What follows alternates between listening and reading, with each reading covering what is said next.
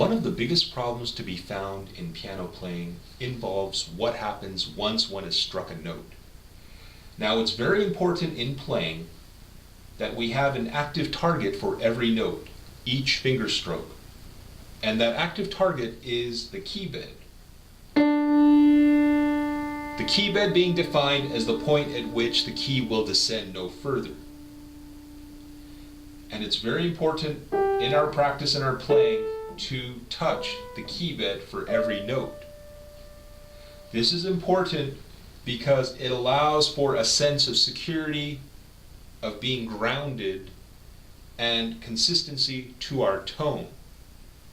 Just like the floor under the feet of a dancer, it's the fixed, constant reference point upon which we can be flexible, jump off, and work off of. So for those reasons, it's very important to keep the key bed in mind as the active target for every note. Having said that, however, the problem arises once one has struck the note.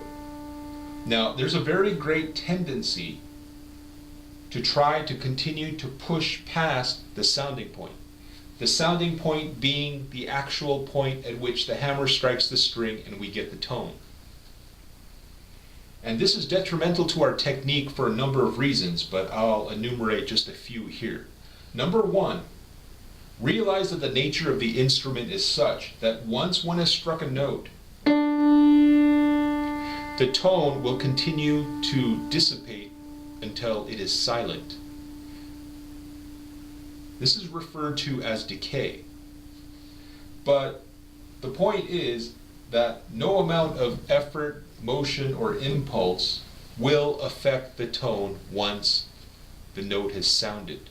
And so to continue to push past the sounding point, like so, essentially is a waste of energy. Okay? And no amount of pushing is going to affect the tone. So we shouldn't waste our resources by continuing to push past.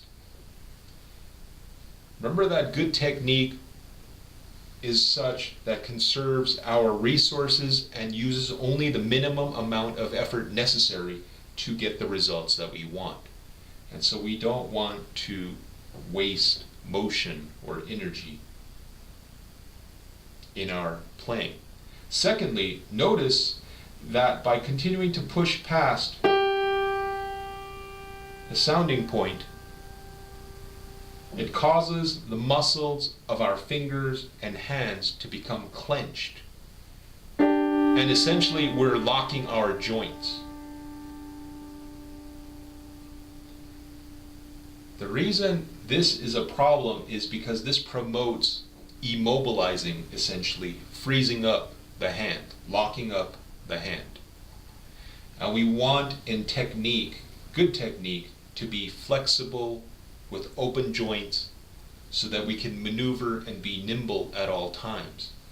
But to lock up the joints amounts to immobilizing the hand, and that wouldn't be good. Thirdly, and probably most importantly, realize that by continuing to push past the sounding point, we get caught up in a vicious cycle. And that cycle is this: not only are we jutting down the fingers, but in order to get to the next note, we have to actively pick up the finger to get to the next note. And so we get caught up in this vicious cycle of pushing down and picking up, pushing down and picking up.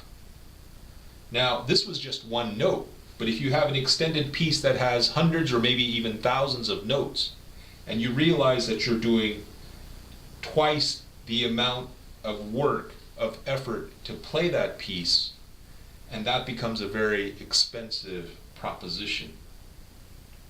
So, for those reasons, there are other ones, but these are the primary ones. Continuing to push past the key once the note has sounded is one of the biggest problems we find in playing the piano. and in the 7 essential principles, we address the causes of this and also ways to solve that problem. It's a very common tendency, or I should say a trap, and we have to be ever wary about falling into that trap.